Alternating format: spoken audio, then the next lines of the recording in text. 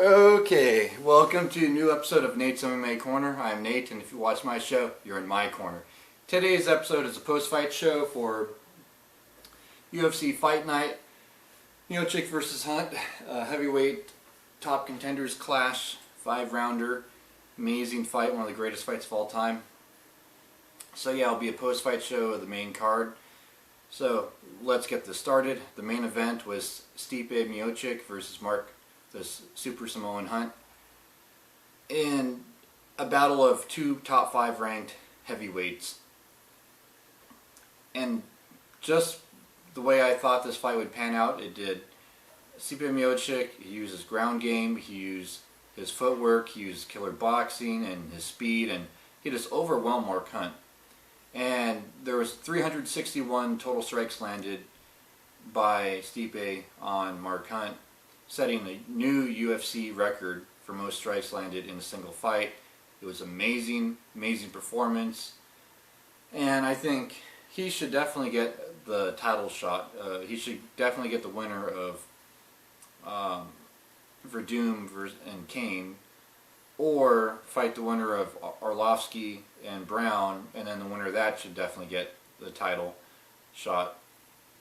Unless, of course, we have a different champion in Verdum beating Kane, then I think maybe Junior Dos Santos could fight Verdum in a rematch.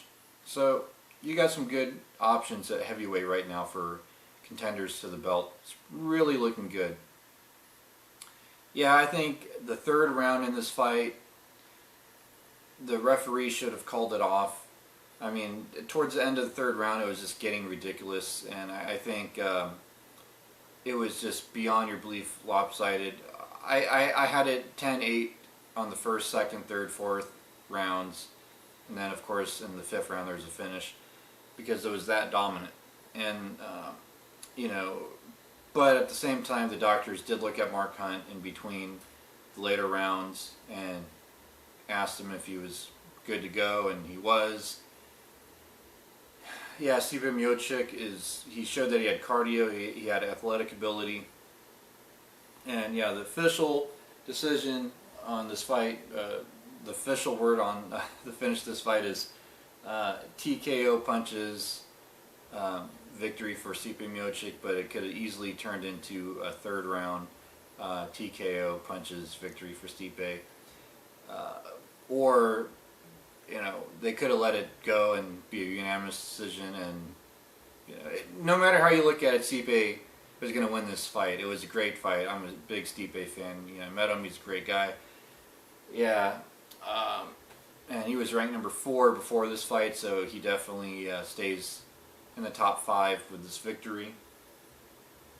Then, in the co-main event, we had a middleweight clash with Brad Tavares versus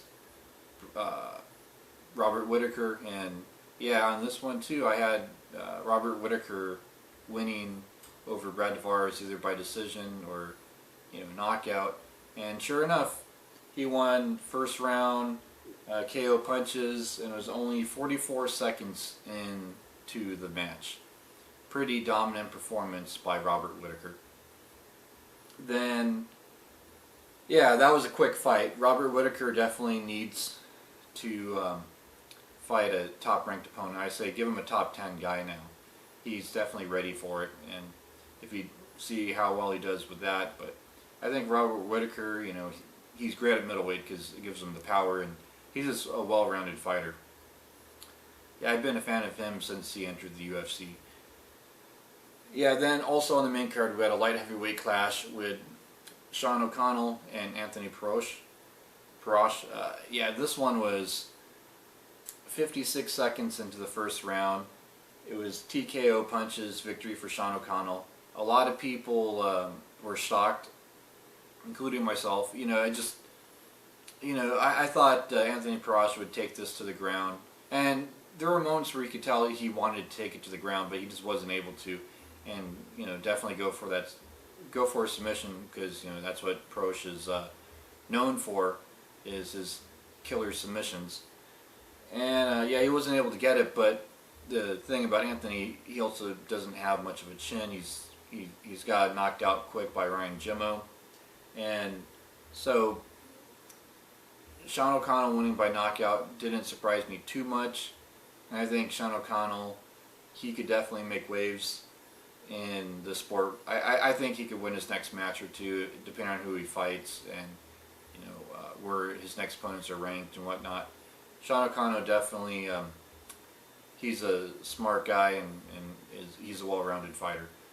Yeah, veteran of the octagon for sure.